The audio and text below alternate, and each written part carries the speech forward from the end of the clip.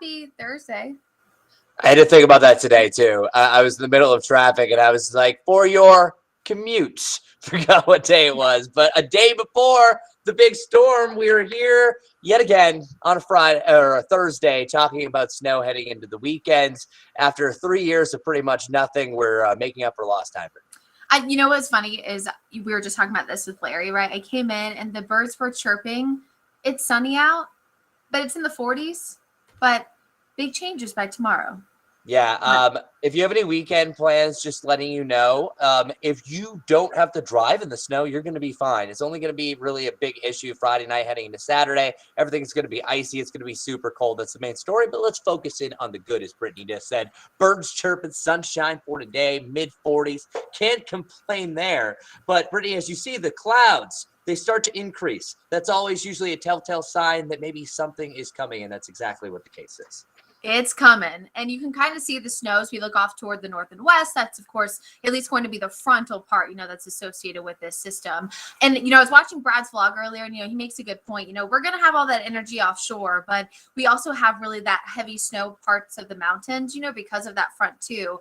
It's almost like a combination, it feels like, of the two systems we've already seen, right? So it is going to be somewhat frontal driven, like the first one was, but then a lot of that heavier snow is going to stay off to our north and east, which we just saw with the system last week. So just to give you guys an idea of what we're expecting as we do head closer to Friday, we'll start off with clouds. And of course, I would say, Chris, you're probably going to be saying Friday morning looks a lot better than Saturday, because as we progress throughout the day, the rain will start to come in. Yeah, and that's this event. We're waiting on it, and you kind of had to do this for the last event as well. You noticed that you didn't really see the snow fall until the evening hours. I think it was around 5 o'clock that it really started. This time could be a little bit later, but I still think we're going to have the same window time frame, because you're seeing snow first develop in the mountains. So if you have any plans in the mountains, it's really snow on the Tennessee border. Then once you get to about the mid to late afternoon, rain is forming right along the foothills, because that's what the profile is still above freezing. Then this eventually is going to slide through. And again, this is more of a frontal boundary that we're looking at. It gets some energy from the system offshore, but it's really the cold front that's driving this. And that's what really the rain snow line is. That's going to be the difference. And it's really not until after the sun sets that we start to see that transition over. But typically along that rain snow line, the snow rates are a little bit heavier. So wouldn't be surprised if we will have some snow rates about 1/4 to a 1/2 inch per hour. But snow events are all about duration, and we have solid duration. It's most of this evening, heading in the early morning hours. So I think you're almost looking like a carbon copy of before. We had 2.2 inches of snow in Charlotte. I think that 1 to 3 range is going to verify again. Some of us seeing 2 to 3, some of us seeing 1 to 2, but it's really compact in that range. Once again, 1 week later, almost exactly. Yeah, and if you were out late, because, I was in Storm Tracker on Friday. So I was out there when we were starting to see it pick up around 5 and 6. But then, of course, I went home, took a nice little nappy nap, and then came back Saturday morning, which is pretty much what I'm going to do tomorrow. But, once we got to the evening hours, you really did see, the fat, wet snowflakes, and it really accumulated quickly. Before I went to bed, I have a dog park, Chris. I know you've seen pictures. I kind of wiped off the snow on the dog park, like on the little railing, right? Just because I wanted to see how much it would accumulate. And there was the same, if not more, from pretty much 9 a.m. to like 3 a.m., just like 6 hours later. So it can accumulate, and it can accumulate pretty quickly. Yeah, and that's what you're also going to see. At first, you're going to have rain, and then I think it's going to be more of a rain-snow mix or a sleet-rain mix. So it's not one that we're looking at a big freezing rain event, a big sleet event. It's kind of that transition zone, and that's what the pink can sometimes do. So just expect rain could quickly change over to snow, and I think conditions are rapidly going to fall off as you head into your Saturday morning. But of course, here are snow totals. I made a slight adjustment to this for our noon show. Brad could change this. Brittany, you could change this as well. But I really think there is a chance that there will be a few pockets, a few heavier bands. We could see 2 to 3 within the blue, but the majority see about that 1 to 2, just because I really think this is going to be a similar range to last time, where we were calling for more of a dusting to a coating, but then it got close to that 2 to 3 inch range across the area. Yeah, and I think it's also important, right, to at least remember, folks, that when we say Charlotte got blank, we're normally talking about the Charlotte airport, which is really kind of on like the southwestern side of Charlotte. And so on, the northeast side of the Piedmont, which is what we saw on Friday of last week and what we're seeing again, those areas could see some slightly higher totals, so as we're wrapping up totals, and such on Saturday, and I'm hopefully making a map and sending it out to all of you and letting you know how much we got, just remember that it's, at the Charlotte airport. So even if you saw higher amounts, that's just the official data. And that's where, all of our climate data comes from and all that good stuff. So. Yeah, and also the difference from the last snowstorm is just because the origin of the front, we're seeing more snow for the mountains. So especially along the Tennessee border, that's where we have that 4 to 6 inch range. And of course, the main story with this is a big old nor'easter. It's been really since March of 2018, since the last time New England and the Boston area saw a nor'easter of this magnitude, blizzard-like conditions. So as it's passing us, by the time you get to Saturday afternoon, the winds still behind that are going to be substantial and behind the front, but you're also going to be seeing images for areas, say, in New England, Massachusetts, getting up to a foot plus of snow.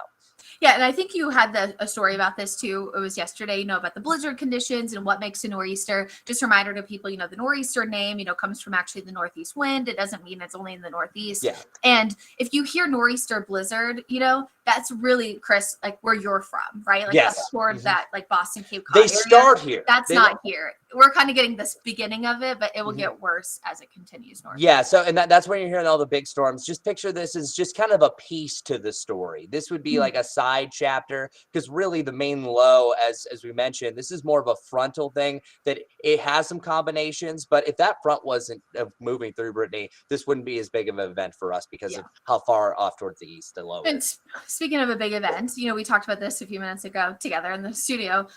It's not just the snow. It's the cold and the wind. So because it's going to be so really darn windy after it moves through, our wind chills Friday and into Saturday are going to be substantial. Now, when I say substantial, this is not just for the Piedmont. It's actually really going to be primarily, it seems, for those mountain regions that could see gusts in the 40s and the 50s. So by Saturday morning, once yours truly is coming into work, we'll be in the teens. So it's going to be like last Saturday morning, right? We'll have teens in the Piedmont. It is going to be very cold. But look at those mountain areas. Their wind chills almost for the entire day will be below freezing. And Brad gets the pleasure of going to Winterfest up in Blowing Rock. So he's going to be right in the heart. Yay. Yeah, he's going to be making snow up there, even though Mother Nature is doing a better job beforehand. So yeah, below zero for the mountains, below freezing all day on Saturday. So yeah, even the snow will be done pretty much by the time the sun's rising up on Saturday. So you might be waking up and saying, wow, this looks beautiful. Great pictures, dogs playing out in the snow. Everyone's having a great time. Still not a great day though. I think mainly the winds is what's really going to cut into you for your Saturday afternoon. Yeah. And Sunday should get a little bit better, but yeah, I mean, you look at these wind chills and I mean, we're feeling like the teens almost the entire day here, but it's really, especially those mountain foothill areas that could see the wind really gusting, especially at those highest elevations.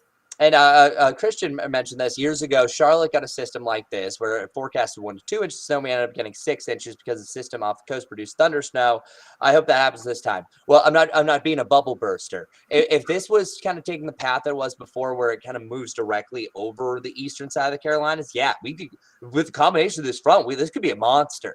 But this is really trending a little bit further east. That's one thing that's kind of changed for the nor'easter forecast. And I keep on using nor'easter form because this is affecting just a wide area, just with those winds and coastal flooding blasting in all along the shoreline. But yes, I don't think that we're going to see the exceptional amounts. I think you could see maybe close to that 3-inch mark, but I think that's pretty much all that we're seeing. Maybe some of the anomalies there, but maybe not 6. Again, not trying to burst the bubble, Christian. Still sizable snow compared to where we have been. Yeah, and I think that's important, right? We're always talking about how the reason why snow forecasting is so tough, but why we kind of make those small changes, even sometimes, the day of, we're now casting, is because it really just depends on, where everything sets up. If this, system offshore combined with the front was maybe the system offshore a little bit further closer to us, we could see, that potential for higher amounts or some of that thunder snow. But it just seems like it's just going to be just far enough east that will be on maybe the lesser total side. At least compared to what folks along the rest of the eastern seaboard are going to see. Yeah, I sent out a tweet earlier. I was like, please let my wife and my dogs know that I'm going to try to sleep in on Saturday.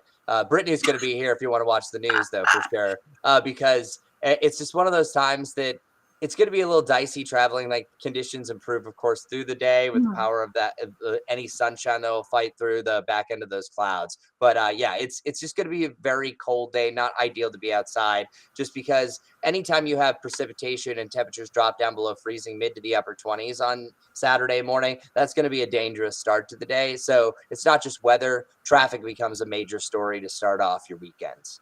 Yeah, and you actually made this beautiful graphic that just popped up just to kind of remind people that it'll be kind of, similar maybe to what driving was like Saturday morning last week. The only change, I feel like you could agree, Chris, right, would be if you have to travel for any reason, especially early, you may see a few flakes left over. Like, for example, last Saturday, me coming into work around 3:34, all of that was over. There could be at least a few left over, I think, for those early morning hours on Saturday. But like you said, by sunrise, it should be out of here.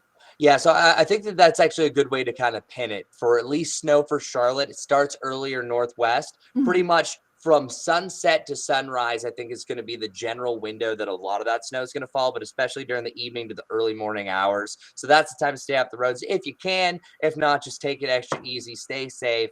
And of course, we're going to be here for you through all of it. Brittany's in at 4. I'll be back tomorrow morning, also at noon. And Brittany, you're in for Brad because it's going to be at Winterfest on Friday. So you are our chief pretty much for this event as well.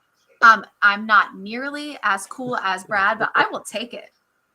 It's a good thing. And again, stay safe, everyone. We'll continue to do these updates as the storm draws closer. Yes. And if you always have any questions, as always, feel free to shoot us an email, tag us on Instagram, Facebook, Twitter, all that good stuff. Let's do it. Bye, everyone. Stay safe.